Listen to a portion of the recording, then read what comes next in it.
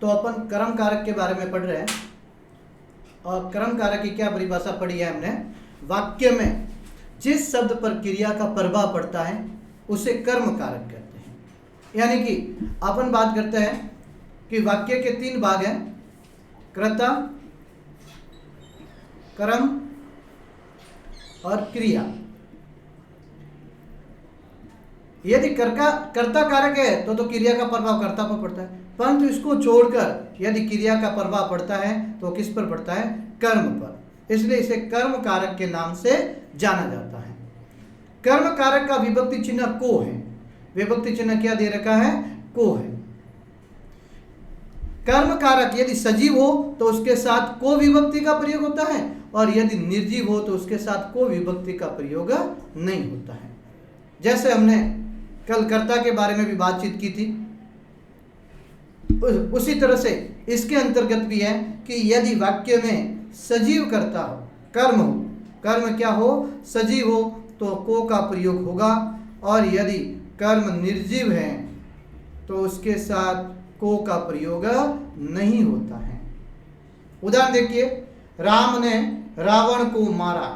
पहली बात तो अपन को इसमें कर्म है या नहीं, इसके लिए क्रिया के अंतर्गत हमने बात की थी, क्या या फिर किसको से प्रश्न करके देखो।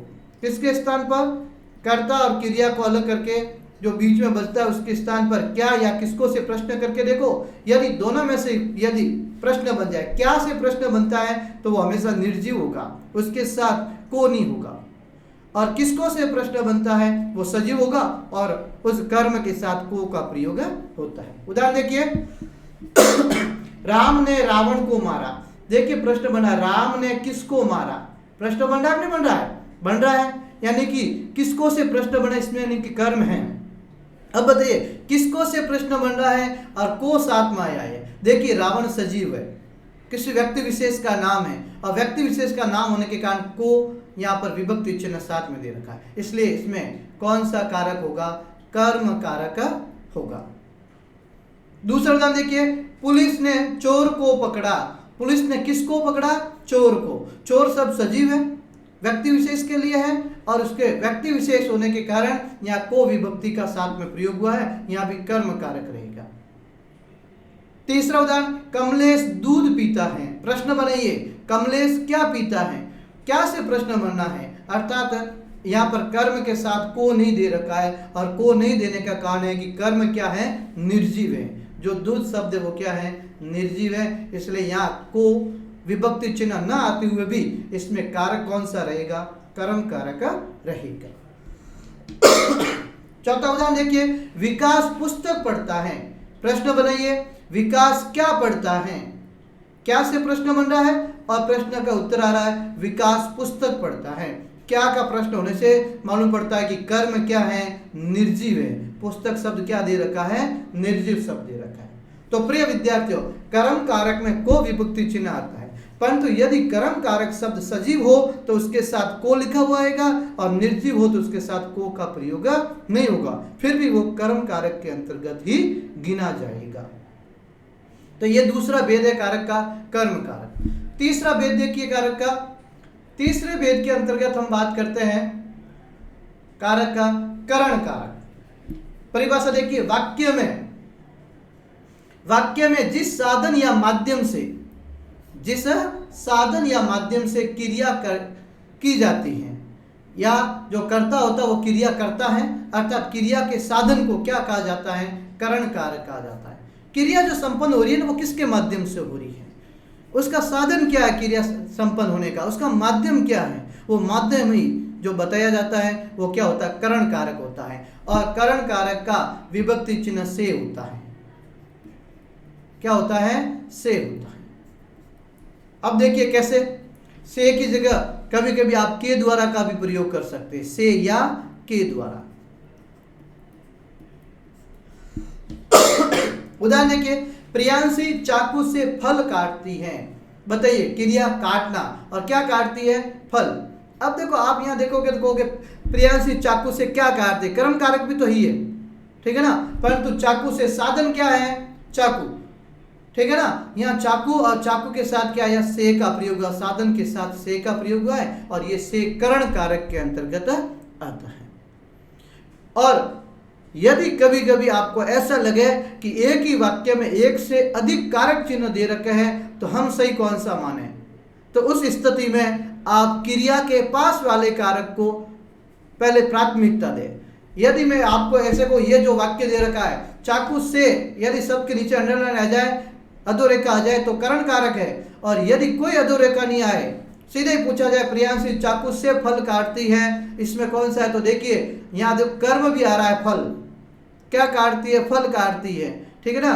तो फल कर्म, और कर्म होने के कारण यहाँ निर्जीव कर्म है तो कर्म कारक भी है, और यहाँ पे चाकू से सब के लिए करण कारक है। तो एक ही वाक्य में दो कारकों का प्रयोग होता है। यदि किसी शब्द के नीचे अधोरेखा यानी अंडरलाइन करके पूछा जाए तो आप उसको जैसे चाकू के नीचे अंडरलाइन कर दिया और आपसे पूछा तो करण कारक लिखे, और फल शब्द के नीचे अंडरलाइन की जाए तो क्या बताया जाता है, वहां पर करण कारक बताया जाता है। तो अपन पढ़ रहे हैं करण कारक, और मैं चाकू से साधन की बात कर रहा हूं, इसलिए इसमें कौन सा है, करण कारक रहेगा। दूसरा उदाहरण देखिए, धीरज कलम से लिखता है। किससे लिखता है, कलम से। लिखने का माध्यम क्या है, कलम है, साधन क्या है, कलम है, और कलम के साथ से विभक्ति चिन्ह का प्रयोग हुआ है। कमला पेंसिल से चित्र बनाती है। पेंसिल से क्या बनाती है, चित्र। कर्म कारक रह सकता है यहाँ चित्र के आधार पर, परंतु अपन साधन पेंसिल को पढ़ रहे हैं और पेंसिल के साथ क्या आ गया है, से, और ये पेंसिल शब्द है वो करण कारक के अंतर्गत गिना जाता है। हम हाथों से काम करते हैं। किससे काम करते हैं, हाथों से। अब देखो काम किससे किया जा रहा है, हाथों से। ये हाथों शब्द है वो क्या है, करण कारक के अंतर्गत आते हैं। तो देखिए विद्यार्थियों, करण कारक एक साधन या माध्यम के रूप में प्रयुक्त होता है, और करण कारक के लिए विभक्ति चिन्ह से या के द्वारा। मैं ये भी कह सकता हूँ कि हम हाथों के द्वारा काम करते हैं, तो भी एक ही बात है, और या हम हाथों से काम करते हैं तो भी। तो यहाँ पर के द्वारा भी आ सकता है, के का प्रयोग भी हो सकता है। तो ये तीसरा भेद है करण कारक। चौथा भेद देखिए, चौथे भेद के अंतर्गत आता है संप्रदान कारक। क्या है संप्रदान कारक, संप्रदान का शाब्दिक अर्थ होता है देना। देने शब्द के लिए प्रयुक्त होता है संप्रदान। परिभाषा देखिए, वाक्य में कर्ता जिसे कुछ देता है अथवा जिसके लिए क्रिया करता है, किसके लिए वो कार्य कर रहा है, क्रिया कर रहा है, उसे संप्रदान कारक कहते हैं। संप्रदान कारक का विभक्ति चिन्ह है के लिए, के लिए, या फिर इसको आप के वास्ते भी कह सकते हैं। के लिए, और के लिए की जगह कभी कभी के वास्ते का भी प्रयोग किया जा सकता है। तो दोनों ही एक ही है, के वास्ते या के लिए। किंतु जब क्रिया द्विकर्मी हो, द्विकर्मी यानी जिसमें दो कर्म हो, हमने पढ़ा था क्या और किसको, सकर्मक क्रिया के अंतर्गत एक कर्मक और द्विकर्मक क्रिया। तो जहाँ कर्म द्विकर्मी यानी दो कर्म हो और देने के अर्थ में हो, किसी को देने के अर्थ में हो, तो वहां पर क्या होता है, देने के अर्थ में प्रयुक्त हो तो वहां को विभक्ति भी प्रयुक्त होती है। देखिए यहाँ भी को आती है। कर्म कारक में भी हमने कहा था जहां पर कर्म का प्रयोग, परंतु यहाँ को तब होगा जब क्रियाएं कितनी होगी, दो, ठीक ना, सॉरी कर्म कितने होंगे, दो होगा, क्रिया द्विकर्मी होगी और देने के अर्थ में होगी। परंतु कर्म कारक में जरूरी नहीं है कि क्रिया द्विकर्मी होगी, वहां तो एक कर्मी होगी। या तो क्या से प्रश्न बनेगा या किसको से। किसको से प्रश्न बनता है तो ही को विभक्ति आएगी, अन्यथा को विभक्ति कर्म कारक में नहीं रहती है। परंतु संप्रदान कारक में को विभक्ति उसी समय रहेगी जब क्रिया क्या हो, द्विकर्मी, दो कर्म वाली हो और देने के अर्थ में प्रयुक्त हो, तो वहां पर को विभक्ति किसके लिए प्रयुक्त होती है, संप्रदान कारक के लिए प्रयुक्त होती है। अन्यथा संप्रदान के लिए या फिर के वास्ते शब्दों का प्रयोग किया जाता है। उदाहरण देखिए, आलोक मां के लिए दवाई लाया। आलोक मां के लिए दवाई लाया। किसके लिए, मां के लिए। देखो देने, दवाई लाया, मां को देने के लिए दवाई लाया, तो देने के लिए ला रहा है, और के लिए भी शब्द आया है ना। और के लिए विभक्ति हमेशा किस में रहती है, संप्रदान कारक के अंतर्गत रहती है। दूसरा उदाहरण, सुरेश व्यापार के लिए विदेश गया। सुरेश व्यापार के लिए, किसके लिए? व्यापार के लिए विदेश गया, तो कार्य करने के लिए, ठीक है ना। तो जहाँ के लिए आया वहां पर तो हमेशा 100% संप्रदान कारक ही होता है, परंतु मुख्य उदाहरण अपना को वाला समझना है कि को के बारे में अपन कैसे मालूम करें कर्म कारक है या संप्रदान कारक है। मीनाक्षी के कविता को, मीनाक्षी ने कविता को पुस्तक दी, मीनाक्षी ने कविता को पुस्तक दी। अब देखिए यहां कविता को, किसको? कविता को, किसको से प्रश्न बन रहा है? क्या दी? पुस्तक दी। क्या दी? पुस्तक दी। किससे प्रश्न बना? क्या से। अर्थात मेरे कहने का उद्देश्य है यहां पर क्या से भी प्रश्न बन रहा है और किसको से भी, दो प्रश्न बन रहे हैं, यानी कि दो प्रश्न होने के कारण यहाँ कर्म भी कितने दे रखे हैं? 2 कर्म दे रखे हैं। तो अभी हमने परिभाषा पढ़ा जहां 2 कर्म हो परंतु देने के अर्थ में, पुस्तक दी देखो देने के अर्थ में है, तो दोनों शर्तें पूरी हो गई है। क्रिया कर्म भी 2 हैं और देने के अर्थ में भी है, यानी किसको से भी प्रश्न बन रहा है, क्या से भी बन रहा है और देने के अर्थ में भी हो रहा है। इसलिए इस तीसरे उदाहरण में संप्रदान कारक का को है, यहाँ जो को है वो संप्रदान कारक का रहेगा, ध्यान रहेगा, ठीक है ना। तो मीनाक्षी ने कविता को पुस्तक दी, सविता ने, ठीक है ना, कविता को किसी भी वस्तु का कलम दी, ठीक है ना, या कोई वस्तु देता है, उस देने के अर्थ में हमेशा संप्रदान कारक का प्रयोग होता है। तो किसे कहते हैं संप्रदान कारक? देने के अर्थ में। वाक्य में कर्ता जिसे कुछ देता है अथवा जिसके लिए क्रिया करता है उसे संप्रदान कारक कहते हैं। और इसके विभक्ति चिन्ह के लिए या के वास्ते, आलोक माँ के लिए दवाई लाया या आलोक माँ के वास्ते दवाई लाया, एक ही बात है दोनों। परंतु को का प्रयोग द्विकर्मी क्रिया होने पर और साथ में देने के अर्थ में प्रयुक्त हो तो ही वहां पर को संप्रदान कारक का होगा, अन्यथा को किसका माना जाएगा? कर्म कारक का माना जाएगा। आगे बढ़े, 5वां भेद, कारक के 5वें भेद के रूप में आता है अपादान कारक। कौन सा होता है? अपादान कारक। परिभाषा देखिए, वाक्य में जब किसी संज्ञा या सर्वनाम के जिस रूप से एक वस्तु या व्यक्ति का दूसरी वस्तु या व्यक्ति से अलग होने या तुलना करने के भाव का बोध हो, अर्थात जिससे अलग हो या तुलना की जाए उसे अपादान कारक कहते हैं। देखिए इसके अंतर्गत क्या होती है? संज्ञा या सर्वनाम शब्द के एक वस्तु या व्यक्ति से या तो अलग की बात की जाए, अलग यानी पृथक होने की, अलग या पृथक होने की बातचीत की जाए, या फिर तुलना की बात की जाए। 2 बातों की बात करें अपन, तो अलग पृथक और दूसरी बात करते हैं अपन तुलना की। वहां पर कौन सा कारक होता है? अपादान। 2 या 2 से अधिक वस्तुओं के बीच में अलग होने की या तुलना के बीच में बातचीत की जाए, वहां पर। और इसकी विभक्ति भी क्या है? से है। अब ध्यान दें, करण कारक में भी हमने से विभक्ति पढ़ा है, करण कारक के अंतर्गत भी से पढ़ रहे हैं और यहाँ अपादान कारक के अंतर्गत भी कौन सी विभक्ति पढ़ी जा रही है? से। परंतु ध्यान रहे यहाँ करण में से साधन के रूप में है और अपादान के अंतर्गत से अलग या तुलना के अर्थ में होती है, अलग या तुलना के अर्थ में इसका प्रयोग किया जाता है। कैसे? देखिए उदाहरण देखिए, पेड़ से पत्ता गिरता है। अब देखिए पेड़ से पत्ता गिरता है यानी कि पेड़ से पत्ता क्या हो रहा है? अलग हो रहा है। पेड़ से पत्ता क्या हो रहा है? अलग हो रहा है। अलग होने का भाव है, इसलिए से कौन से कारक का माना जाएगा? अपादान कारक का माना जाएगा। दूसरा उदाहरण देखिए, अपराधी जेल से भाग गया। अपराधी जेल से भागे, अपराधी का जेल से भागना यानी कि अपराधी वो जेल से क्या हो गया है? अलग हो गया है। जेल से अलग होने का बात है, इसलिए से किसके अंतर्गत है? अपादान कारक के अंतर्गत आ रहा है।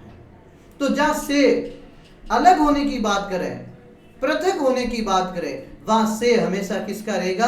अपादान कारक का रहेगा। और यदि से साधन के रूप में माध्यम की बात करें तो वहां पर से हमेशा करण कारक का रहेगा। दूसरी बात करते हैं तुलना की अपादान कारक के अंतर्गत, सीता गीता से अच्छा गाती है। देखिए यहाँ सीता और गीता में तुलना की जा रही है गाने के समय में कि सीता है वो गीता से अच्छा, तो तुलना की जा रही है दोनों के बीच में। या मैं कह सकता हूँ सीता सबसे अच्छा गाती है, तो वहां बहुत से लोगों के बीच में उसकी तुलना की जा रही है। तो जहां तुलना के संबंध में से का प्रयोग किया जाए वहां भी अपादान कारक होता है, जहां तुलना के लिए से का प्रयोग किया जाए वहां पर भी अपादान कारक होता है। भरत विमल से लंबा है, देखो भरत और विमल की लंबाई की तुलना की जा रही है, दोनों की तुलना, और से लंबा है, ठीक, ये से आ गया है, वो किसके लिए आया है, तुलना के लिए आया। और जब तुलना की बात की जाए वहां पर भी कौन सा कारक रहेगा, अपादान कारक रहेगा। तो प्रिय विद्यार्थियों, जहां से किसी अलग, पृथक या तुलना के लिए आए वहां पर हमेशा अपादान कारक, और यदि से किसी साधन या माध्यम के रूप में आए तो वहां पर क्या रहेगा, करण कारक रहेगा।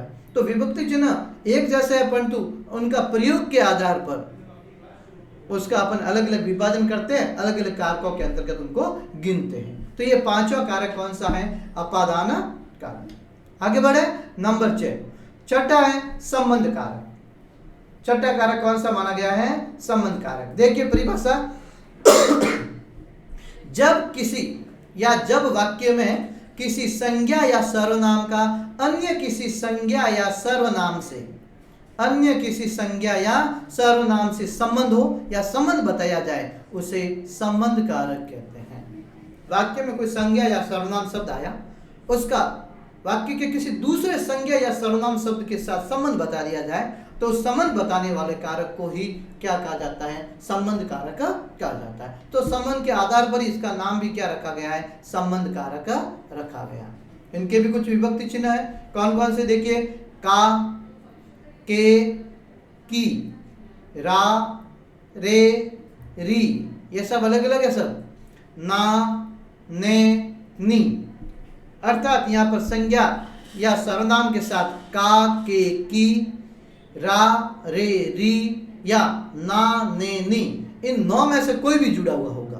और ये जुड़ने का कारण है कि संज्ञा या सर्वनाम का दूसरे अन्य संज्ञा या सर्वनाम से क्या बता रहे हैं, संबंध बता रहे हैं। इसके लिए इसका नाम क्या है, संबंध कारक है। उदाहरण देखिए, अजय की पुस्तक गुम हो गई, अजय की पुस्तक। अब देखिए यहाँ की आया है, यहाँ पर अजय और पुस्तक का संबंध बताया जा रहा है। अगर अजय क्या संज्ञा है, पुस्तक भी क्या संज्ञा है, की के माध्यम से यहाँ क्या बताया जा रहा है, दोनों के बीच में संबंध बताया जा रहा है। गाय के 4 पैर होते हैं, गाय और उसके 4 पैरों का संबंध बताया जा रहा है, किस शब्द के द्वारा, के से। के क्या है, संबंध कारक है।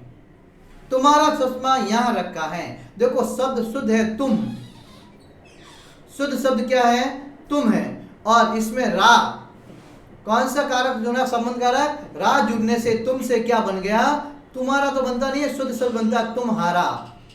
तो तुम्हारा में यदि मुख्य शब्द पूछे तो क्या है, तुम, और इसमें कारक है तो क्या है, रा, और रा किसके अंतर्गत आता है, संबंध कारक है। तो तुम्हारा चश्मा, तो तुम सबको चश्मा से जोड़ने का कार्य इसे रा विभक्ति चिन्ह ने किया, और रा संबंध कारक जो है वो संबंध कारक के अंतर्गत आता है। मेरे 3 मित्र हैं, देखो मेरे जो शब्द है उसमें मुख्य शब्द है मैं, और मैं से मेरा, मेरे, ऐसे शब्द बनता है, और मेरा में रे जुड़ने से मैं से बन गया मेरे। अब मेरे और 3 मित्र का संबंध बताया जा रहा है, तो ये रे है वो क्या है, विभक्ति चिन्ह है, संबंध कारक के अंतर्गत क्या है। अपना कार्य स्वयं करें, ठीक ना, यह अपना शब्द है वो आप से बना है, किससे बना है, आप, आप शब्द मुख्य शब्द है, और ना पर यहाँ पर क्या जुड़ गया, कारक चिन्ह, और आप से क्या बन गया है, अपना बन गया है। तो यहाँ आप और कार्य स्वयं करने से क्या बताया जा रहा है, संबंध, इसलिए ये ना किसके अंतर्गत है, संबंध कारक के अंतर्गत गिना जाता है। आपने कार्य नहीं किया, यहाँ भी आप शब्द मुख्य, ने उसके साथ कारक चिन्ह लग गया है, और कार्य के साथ उसको संबंध बताया जा रहा है, इसलिए यह ने शब्द है वो संबंध कारक है। तो विद्यार्थियों देखिए, की, के, रा, रे, ना, ने, है ना, ये सब किसके अंतर्गत आते हैं, संबंध कारक के अंतर्गत आते हैं। तो क्या परिभाषा होगी, जब वाक्य में किसी संज्ञा या सर्वनाम का अन्य किसी संज्ञा या सर्वनाम से संबंध हो उसे संबंध कारक के नाम से जाना जा सकता है। विभक्ति चिन्हों की बात की, का, के, की, रा, रे, री, ना, ने, नी, ठीक है। तो ये छठा भेद था संबंध कारक। प्रिय विद्यार्थियों, आशा करता हूं जो अध्यापन मेरे द्वारा करवाया जा रहा है वो आपको 100% समझ में आ रहा होगा, और आप उसमें अपनी रुचि दिखाते होंगे। मुझे बहुत ही अच्छा लग रहा है कि आप इसमें बहुत अच्छी रुचि दिखा रहे हैं और अपने ज्ञान में वृद्धि करें। तो अगले भेद के बारे में बात करते हैं, सातवां भेद। और सातवां भेद कौन सा? इसका अधिकरण कारक। कारक का सातवां प्रकार कौन सा है? अधिकरण कारक है। परिभाषा देखिए, वाक्य में प्रयुक्त संज्ञा या सर्वनाम के जिस रूप से क्रिया के आधार का बोध हो, कि क्रिया कहां पे हो रही है, उसका आधार क्या है, ठीक है ना, उस आधार का बोध हो, उसी को अपन अधिकरण कारक कहते हैं। पुनः सुने, वाक्य में प्रयुक्त संज्ञा या सर्वनाम के जिस रूप से क्रिया के आधार का पता चले, ठीक है ना, क्रिया जो संपन्न हो रही है कहां पे हो रही है ये पता चले, उसे अधिकरण कारक कहते हैं। और अधिकरण कारक के विभक्ति चिन्ह कौन कौन से हैं? मैं, पे, पर। मैं, पे, पर। पे और पर एक ही बात है। पे भी बोलते हैं कोई, कुछ लोग बोलते हैं पर। इन दोनों का एक ही मतलब है। पे भी प्रयोग कर सकते हैं, परंतु अपन ज्यादातर क्या प्रयोग करते हैं? पर करते हैं। पे का प्रयोग बहुत ही कम होता है। तो मुख्य दो ही है, मैं, पर। तो परंतु साथ में पे भी इसलिए है कि कभी कभी पे शब्द भी पूछा जाता है। तो संज्ञा या सर्वनाम के जिस रूप से क्रिया का आधार का बोध हो वाक्य में, उसे अधिकरण कारक कहते हैं। और इसके विभक्ति चिन्ह कौन कौन से रहते हैं? मैं, पे, पर। उदाहरण देखिए, पक्षी आकाश में उड़ रहे हैं। अरे जगह है कि नहीं है क्रिया होने की? उड़ रहे हैं। उड़ना वो क्रिया कर रहे हैं। पक्षी कहाँ कर रहे हैं? आकाश में। कहाँ कर रहे हैं क्रिया? आकाश में। ये मैं है ना, वो अधिकरण कारक के लिए है, वो स्थान की ओर संकेत करे। भारत गांवों में बसता है। भारत गांवों में बसता है, नहीं, भारत के लोग अधिकतर कहाँ हैं? गांवों में हैं। तो कहाँ बसता है भारत? गांवों में। बसना क्या? क्रिया। बसने का आधार क्या है? गांवों में। गांवों के साथ ये मैं शब्द आया है, ये अधिकरण कारक की ओर संबोधित करता है। मेज पर पुस्तक पड़ी है। पुस्तक पड़ी है, ठीक है ना। यहाँ पढ़ना क्या है? क्रिया है, परंतु पुस्तक कहाँ पड़ी है? मेज पर। ये पर जो शब्द आया है, ये कौन सा है? अधिकरण कारक के अंतर्गत गिना जाता है। देखिए विद्यार्थियों, मैंने कहा पर या पे भी, मेज पे पुस्तक पड़ी है या मेज पर पुस्तक पड़ी है, तो शुद्ध क्या रहेगा? पर रहेगा। पे का भी कुछ लोग प्रयोग करते हैं, परंतु यहाँ शुद्ध शब्द यहाँ पर रहेगा। वह सड़क पर दौड़ रहा है। दौड़ना क्या? क्रिया। दौड़ रहा है। कहाँ पे दौड़ रहा है? सड़क पर। आधार क्या दौड़ने का? सड़क। और सड़क के साथ कौन सा कारक चिन्ह है? पर। तो विद्यार्थियों, जहाँ संज्ञा या सर्वनाम के रूप के साथ क्रिया का आधार बताया जाए, यानी संज्ञा या सर्वनाम के साथ क्रिया कहाँ हो रही है उसका आधार बताया जाए, वहां पर अधिकरण कारक होता है। और इसके विभक्ति चिन्ह क्या है? मैं, पे, पर है। यह था इसका सातवां भेद। अंतिम आठवें भेद की बात करते हैं, और आठवां भेद है इसका, जिसका नाम है संबोधन कारक। आठवां भेद कौन सा है? संबोधन कारक है। अंतिम भेद है ये कारक के अंतर्गत। परिभाषा देखिए, वाक्य में जब किसी संज्ञा या सर्वनाम को पुकारा जाता है, कोई संज्ञा या सर्वनाम शब्द उसको संबोधित किया जाए, पुकारा जाए, ठीक है ना, उसे संबोधित किया जाए, तो उसे क्या कहते हैं? संबोधन कारक कहते हैं। कहने का क्या मतलब है? वाक्य के अंदर जो संज्ञा या सर्वनाम शब्द आया है व्यक्ति विशेष के लिए, ठीक है ना, प्राणी विशेष के लिए, और हम उसको संबोधित करने के लिए, पुकारने के लिए जिस कारक का प्रयोग करते हैं, कारक चिन्ह का, उसको संबोधन कारक कहते हैं। और इसके लिए कारक चिन्ह क्या है? हे, ओ, अरे। कारक चिन्ह क्या है? हे, ओ, अरे। है, किसी को हे से बुलाते हैं, किसी को ओ बोलते हैं, किसी को अरे बोलते हैं। ये क्या? पुकारने का, संबोधित करने का तरीका है। उसके एक विभक्ति चिन्ह दे रखे हैं। संबोधन कारक के बाद संबोधन चिन्ह, इस चिन्ह को विस्मयादि भी बोलते हैं, परंतु यहाँ पर संबोधन के लिए करे, इसलिए इसे संबोधन चिन्ह कहते हैं। या फिर किसका प्रयोग करते हैं? अल्प विराम, जैसे अंग्रेजी में कॉमा कहते हैं, कॉमा भी लगाई जाती है। तो आपको हे, ओ, अरे जो कारक चिन्ह है उनके साथ क्या करना पड़ता है? या तो संबोधन चिन्ह लगाना पड़ता है, या फिर अल्प विराम का प्रयोग करना पड़ता है। उदाहरण देखिए, हे प्रभु मेरी रक्षा करो। हे प्रभु, किसको पुकारे? अपन ईश्वर को, ठीक है ना। तो हे के साथ जिसको संबोधित किया जाए उसका नाम, ठीक है ना। तो मेरी रक्षा करो, ईश्वर को पुकार रहे हैं, या संबोधन चिन्ह का प्रयोग किया गया। ओ भाई जरा सुनो, जरा बात सुनो, किसी भाई को बुला के कह रहे हैं कि जरा मेरी बात सुनिए, तो यहाँ भाई को संबोधित किया, उसके बाद हमने क्या लगा दिया, संबोधन चिन्ह। अरे मोहन यहाँ आओ, ठीक है ना, अपने समान है और किसी के लिए प्रयुक्त है, और अरे शब्द किया तो अरे के साथ हमेशा क्या आता है, अल्प विराम। अरे कौमा अल्प विराम के, मोहन यहाँ आओ, मोहन को यहाँ के लिए पुकारा जा रहा है, संबोधित किया जा रहा है।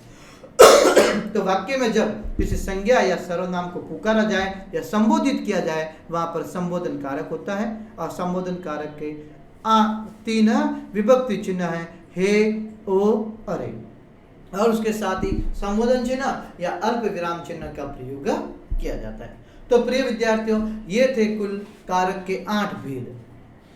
इसके अंतर्गत हमने कारक को विस्तार से पढ़ा है, कारक की परिभाषा पढ़ी है कि कारक जो होते हैं वाक्य में, ठीक है ना, अन्य पदों की क्या के साथ संबंध बताते हैं, और विशेष तौर पर किसके साथ संबंध बताया जाता है, क्रिया के साथ संबंध बताया जाता है, ठीक है ना। उसके बाद हमने विभक्ति चिन्ह के बारे में पढ़ा, जिसको क्या कहते हैं, परसरित भी कहते हैं, और एक सारणी के माध्यम से हमने पूरा समझा कि कौन से कारक के लिए कौन सा विभक्ति चिन्ह आएगा। तो आठों के बारे में हमने विस्तार से बात की, और एक एक कारक की परिभाषा और उदाहरण सहित हमने समझा। तो प्रिय विद्यार्थियों, आज यहाँ तक ही। आप सभी से निवेदन है कि आप इस चैनल को ज़्यादा से ज़्यादा लाइक करें, सब्सक्राइब करें और शेयर करें। धन्यवाद।